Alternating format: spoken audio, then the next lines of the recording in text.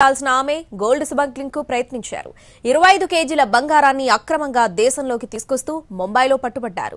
ఈ ఘటనతో అధికారులు షాక్ అయ్యారు. భారత్లోని Afghanistan consul general Zakia Wardak gold smuggling కేసులో ఇరుక్కున్నారు. ఇటీవల దుబాయ్ నుంచి వచ్చిన ఆమె 18 కోట్ల 60 లక్షల విలువైన 25 కిలోల బంగారాన్ని భారత్కు అక్రమంగా తరలించేందుకు ప్రయత్నించారు.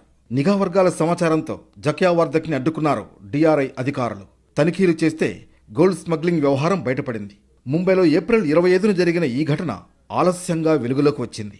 జకియా వార్దక్ బంగారాన్ని అక్రమంగా తరలిస్తున్నట్లు సమాచారం అందుకున్న అధికారులు ముంబై విమానాశ్రయంలో సిబ్బందిని మోహరించారు. ఏప్రిల్ 25న ఆమె తన కుమారుడితో కలిసి ఎమిరేట్స్ విమానంలో దుబాయ్ నుంచి ముంబైకి చేరి దౌత్యవేత్త కావడంతో ఆమెకు తనిఖీల నుంచి మినహాయింపు లభించింది. అయితే ఎయిర్పోర్ట్ ఎగ్జిట్ దగ్గర డిఆర్ఐ అధికారులు ఆమెను అడ్డుకున్నారు. తొలుత స్మగ్లింగ్ ఆరోపణలపై ప్రశ్నిస్తే ఆమె తోసిపుచ్చారు. దీంతో గదిలోకి తీసుకెళ్లి మహిళా అధికారులతో తనిఖీలు చేయించారు. ఈ తనిఖీల్లో ఆమె ధరించిన జాకెట్, ప్యాంట్, మోకాలి క్యాప్, బెల్ట్లో ఏకంగా 25 బంగారు కడ్డీలు బయటపడ్డాయి. ఒక్కో కడ్డీ బరువు కేజీ వరకు ఉంటుందని అధికారులు చెప్పారు. ఆమె కుమారుడి దగ్గర ఎలాంటి బంగారం లభించలేదు. ఈ బంగారానికి సంబంధించి సరైన పత్రాలను ఆమె సమర్పించకపోవడంతో అధికారులు స్వాధీనం చేసుకున్నారు.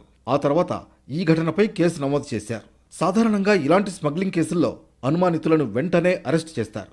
కానీ జకియా వార్దక్కు దౌత్యపరమైన రక్షణ ఉండడంతో అదుపులోకి తీసుకోలేదని అధికారులు స్పష్టం చేశారు. మరోవైపు ప్రస్తుతం తాను ముంబైలో లేనని, వచ్చాక అన్ని విషయాలను వెల్లడిస్తానని జకియా వార్దక్ అన్నారు.